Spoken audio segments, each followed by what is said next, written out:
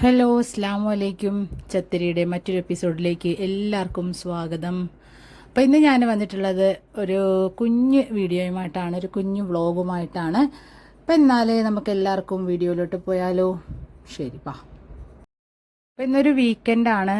നമ്മൾ ഇത്രയും ദിവസം സ്കൂളിലൊക്കെ പോയിട്ട് ഒരു അവധി ദിവസം കിട്ടുക എന്ന് പറയുമ്പോൾ അന്ന് നമുക്ക് ശരിക്കും പറഞ്ഞാൽ എല്ലാവരും വിചാരിക്കും നമുക്ക് ഫ്രീ ദിവസമാണെന്നാണ് പുറത്തുനിന്ന് കാണുന്നവർക്ക്. പക്ഷേ ശരിക്കും പറഞ്ഞാൽ അന്ന് ഫ്രീ ഒന്നും അല്ല. അന്നായിരിക്കും നമുക്ക് ഒരുപാട് പണികൾ ചെയ്ത് തീർക്കാനുണ്ടാവുക. അപ്പോൾ ഇന്ന് നമുക്കൊരു വലിയ മീൻ കിട്ടിയിട്ടുണ്ട്. അപ്പോൾ മീനരിയാൻ വെക്കുമ്പോൾ തന്നെ വരുന്ന ആൾക്കാരൊക്കെയാണ് ഇത്. നമ്മുടെ വേലിയിൽ കുറേ ഫ്രണ്ട്സ് ഉണ്ട് നമുക്ക്. പൂച്ച, കാക്ക, കോഴി ഇങ്ങനെയൊക്കെ. അപ്പോൾ ഇവരൊക്കെയാണ് നമുക്ക് ഈ മീനരിയുന്നതിന് കാവൽ നിൽക്കുന്നതും പ്രോത്സാഹനം തരുന്നതുമായിട്ടുള്ള ആൾക്കാർ. പിന്നെ ഈ ഒരു മീനുണ്ടല്ലോ, ഇന്ന് രാവിലെ തന്നെ നമുക്ക് കിട്ടിയതാണ്. ശരിക്കും പറഞ്ഞാൽ ഇത് കഴിഞ്ഞ ദിവസം രാത്രിയിൽ അവർക്ക് കിട്ടിയതായിരുന്നു. പക്ഷേ നമ്മൾ ഉറങ്ങിയത് കാരണം അവർ ഫ്രീസറിൽ ഇട്ടിട്ടുണ്ടായിരുന്നു. അപ്പോൾ രാവിലെയാണ് നമുക്കിത് തന്നത്. അപ്പോൾ ഞാനിത് അരിയാൻ എടുത്തപ്പോഴേക്കും ഇതിൻ്റെ ഫ്രീസിങ് ഒന്നും പോയിട്ടുണ്ടായിരുന്നില്ല.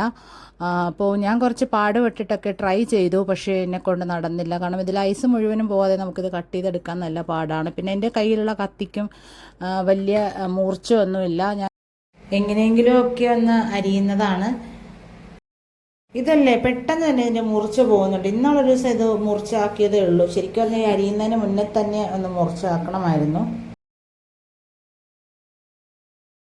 പിന്നെ ഞാനെപ്പോഴും ഈ ഒരു കത്തി കൊണ്ട് മീനരിയുന്നത് കൊണ്ട് തന്നെ എനിക്ക് ഇത് കംഫർട്ടാണ്. പിന്നെ ഞാൻ എല്ലാ ടൈപ്പ് മീനും അരിയാറുണ്ടായിരുന്നു. പക്ഷെ ഇപ്പോൾ എൻ്റെ ഇടത് കൈക്ക് കുറച്ച് പ്രോബ്ലമൊക്കെ ഉള്ളത് കൊണ്ട് കുറച്ചൊക്കെ പാടാണ് എനിക്ക് അരിഞ്ഞെടുക്കാൻ. എന്നാലും ഞാൻ അരിയാറുണ്ട്. പിന്നെ നിങ്ങളിപ്പോൾ വിചാരിക്കും ഞാൻ മീൻ അരിയുന്നതിൻ്റെ ഇടയിൽ പോയിട്ട് മാക്സി മാറ്റിയിട്ട് വന്നതാണെന്ന്. ശരിക്കും പറഞ്ഞാൽ അങ്ങനെയല്ല കേട്ടോ. ഞാൻ പറഞ്ഞില്ലേ, ഈ മീൻ നല്ല ഫ്രീസറിൽ വെച്ചത് കാരണം ഭയങ്കര പാടായിരുന്നു. അപ്പോൾ ഞാനിത് വെച്ചിട്ട് വീണ്ടും സ്കൂളിലൊക്കെ ഒന്ന് പോയി വന്നിട്ടാണ്. സ്കൂളിൽ എന്തിനാണ് പോയെന്ന് വെച്ചാൽ ഈ അവധി ദിവസം നമുക്കൊരു ക്ലീനിങ് ഉണ്ടായിരുന്നു. അപ്പോൾ അതിന് വേണ്ടിയിട്ട് പോയതാണ്. അതിൻ്റെ വിശേഷങ്ങൾ ഞാൻ തൊട്ട് ബാക്കിലായിട്ട് തരുന്നുണ്ട്. അങ്ങനെ പോയി വന്നിട്ട് ആണ് പിന്നെ ഞാനിത് വീണ്ടും അരിയാൻ നിന്നത്. പിന്നെ എനിക്ക് കുഞ്ഞിനാൾ മുതലേ മീനൊക്കെ മുറിക്കുന്നത് ഭയങ്കര ഇഷ്ടമുള്ളൊരു പണിയാണ്.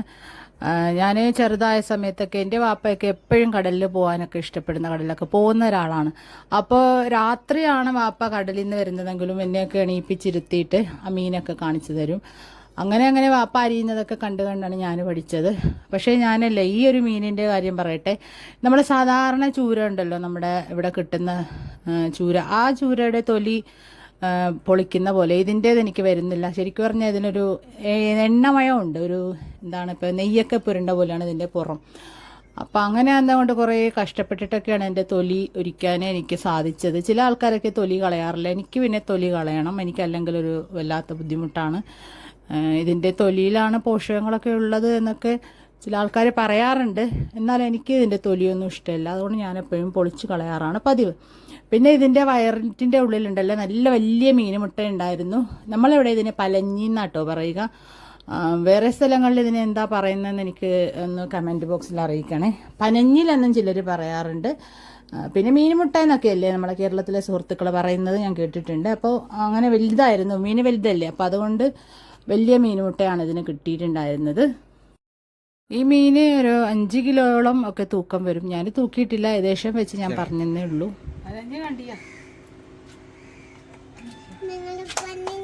സൈബായ്ക്ക് കൂടി ഉണ്ടായോ? സൈബായ്ക്ക് ഇഷ്ടമായത് എങ്ങനെ തിന്നെ സൈബായ് പരഞ്ഞ് ഇങ്ങനെയാ തിന്നുണ്ട്. എങ്ങനെ തിന്നെ അങ്ങനെ തിന്നെ ചൊല്ലിക്കൂടിനാവുള്ളൂ. ഇനി കുറച്ച് ചൂര വിശേഷങ്ങൾ പറഞ്ഞു തരട്ടെ.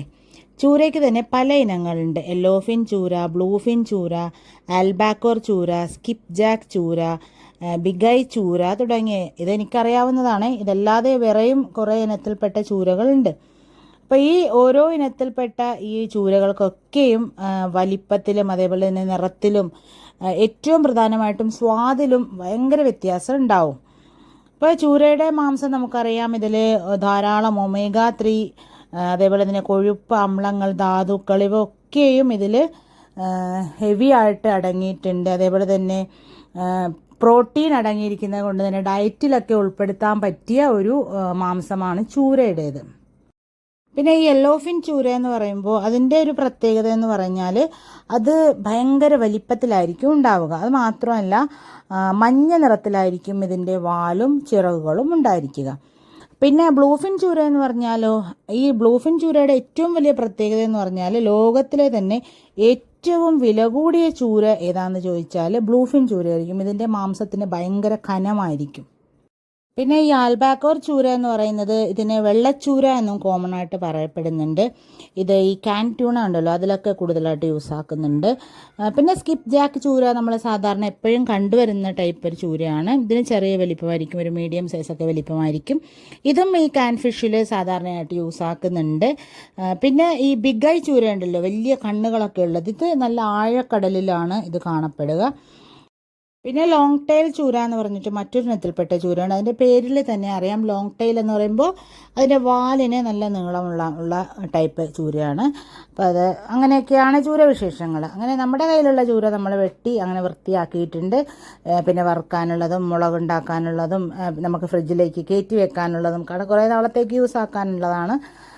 അത്ര വലുതായിരുന്നല്ലോ, നമ്മൾ ഒരു 4 അംഗം മാത്രമുള്ളൊരു കുടുംബമാണല്ലോ ഇപ്പോൾ നമ്മുടെ കോട്ടേഴ്സിൽ. അപ്പോൾ നമുക്ക് ഇത്ര അധികം ഒന്നും ഈ ഒരു സമയത്തേക്ക് ആവശ്യമില്ല. ബാക്കി നമുക്ക് ഫ്രീസറിലോട്ട് വെക്കാം. പിന്നെ ആവശ്യത്തിന് നമ്മൾ അതിൽ നിന്ന് എടുത്തെടുത്ത് നമുക്ക് യൂസ് ആക്കാം. അപ്പോൾ ഇതൊക്കെയാണ് നമ്മുടെ ചൂര വിശേഷങ്ങൾ. പിന്നെ ഞാൻ പറഞ്ഞിരുന്നില്ലേ, നമ്മളൊരു ക്ലീനിങ് പ്രോഗ്രാമിന് പോയിട്ടാണ് വന്നത്, വീണ്ടും വന്നിട്ടാണ് നമ്മൾ മീൻ മുറിച്ചതെന്നൊക്കെ. അപ്പോൾ നമ്മുടെ ലക്ഷദ്വീപിലുള്ള എല്ലാ ഉദ്യോഗാർത്ഥികൾക്കും ഒരു ക്ലീനിങ് പ്രോഗ്രാം ഉണ്ടായിരുന്നു. അപ്പോൾ നമുക്ക് നമ്മളെ മിനിക്കോയ് ദ്വീപിൽ നമ്മളെ സ്കൂളിൻ്റെ പരിസരമാണ് ഞങ്ങളുടെ ടീച്ചേഴ്സിന് ഞങ്ങൾക്ക് കിട്ടിയത്. JB സ്കൂളിലെ ടീച്ചേഴ്സിന്. നമ്മുടെ കൂടെ വേറെ ഡിപ്പാർട്ട്മെൻറ്റിലുള്ള ആൾക്കാരും ഉണ്ടായിരുന്നു.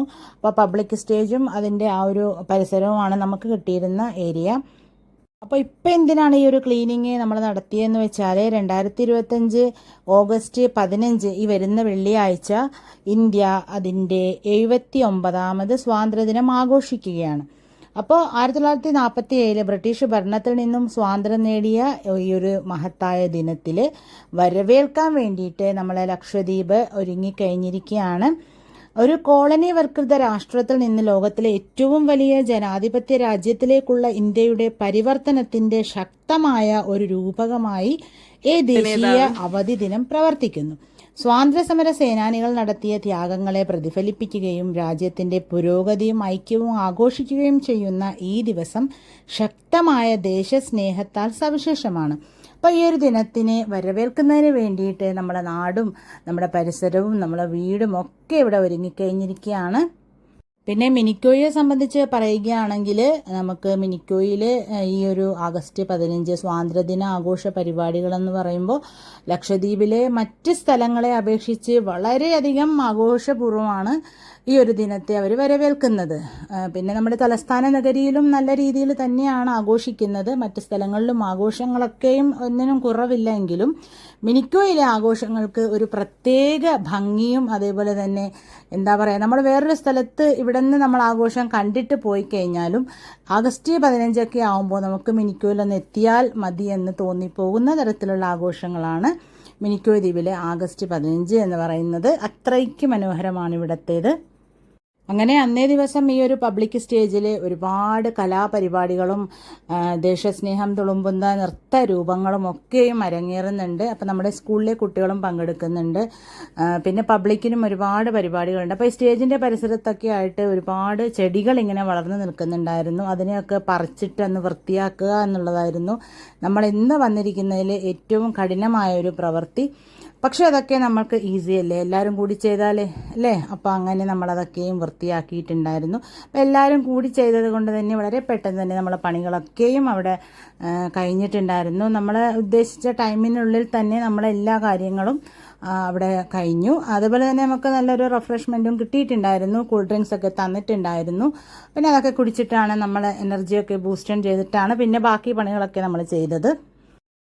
അങ്ങനെ ക്ലീനിങ് ഒക്കെ കഴിഞ്ഞിട്ടാണ് പിന്നെ ഞാൻ വന്നിട്ട് നമ്മൾ നേരത്തെ കാണിച്ചിട്ടുള്ള ആ ഒരു മീൻ വെട്ടാനൊക്കെ ഇരുന്നത്.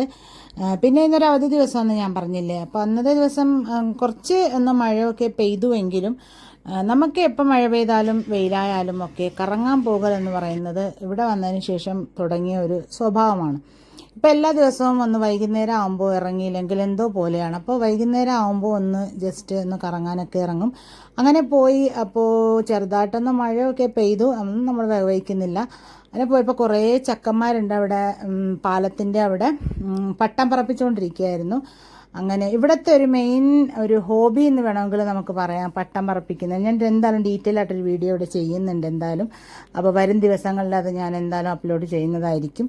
അപ്പോൾ പട്ടം പറത്തുന്നത് നോക്കി അങ്ങനെയൊക്കെ നമ്മളവിടെ നിന്നു. പിന്നെ നമ്മൾ കോടി ബീച്ചിലേക്കും പോയി. അവിടെയും നമുക്ക് ഈ പട്ടം പറപ്പിക്കുന്നതാണ് കാണുക പോയാൽ. പിന്നെ അവിടെ ഇരിക്കുന്ന കാണും. പിന്നെ ഈ മഴയൊക്കെ ആയതുകൊണ്ടല്ലേ ചിലപ്പോഴൊക്കെ മണ്ണ് ഇങ്ങനെ നനഞ്ഞിട്ടുണ്ട്, അപ്പോൾ നമുക്ക് ഇരിക്കാൻ മടിയാവും. അങ്ങനെ കുറച്ച് ആൾക്കാരൊക്കെ ഉണ്ടാവില്ല. അല്ലാത്ത സമയത്ത് കുറച്ച് വെയിലൊക്കെ ഉള്ളൊരു സമയത്തൊക്കെ ആണെങ്കിൽ എപ്പോഴും ആൾക്കാരൊക്കെ അവിടെ നിറച്ചുണ്ടാവും. അങ്ങനെ പിന്നെ നമ്മൾ എന്താ പറയുക, ഇതൊക്കെയായിരുന്നു ഈ ഒരു അവധി ദിവസത്തെ വിശേഷങ്ങൾ.